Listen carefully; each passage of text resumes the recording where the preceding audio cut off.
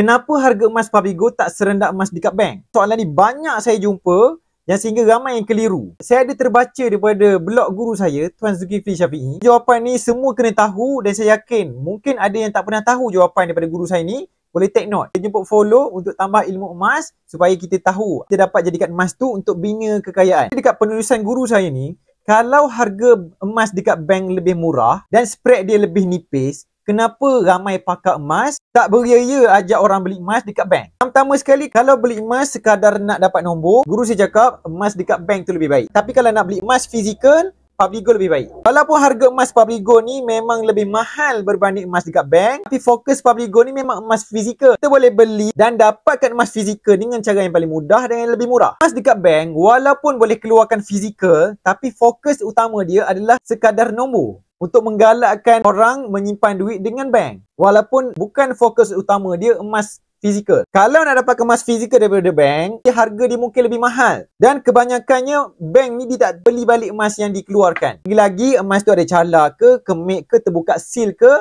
lagilah tak beli. Akhir sekali kita kena jual dengan di tempat lain, dikenakan spread lebih besar, harga dia lebih murah. Jadi kita rugi. Jadi siapa-siapa yang nak beli emas fizikal, Public Gold lebih baik. Tapi kalau sekadar nak dapat nombor, Public Gold bukan yang terbaik. Jadi semoga bermanfaat. Apa yang nak mula menabung emas Public Gold, emas fizikal, ataupun masih takut nak pegang dekat tangan, biar simpan dalam akaun Masgap, simpan secara percuma, atau pergi dekat profil saya. Ataupun boleh komen dekat bawah. Nak tahu apa lagi tentang emas?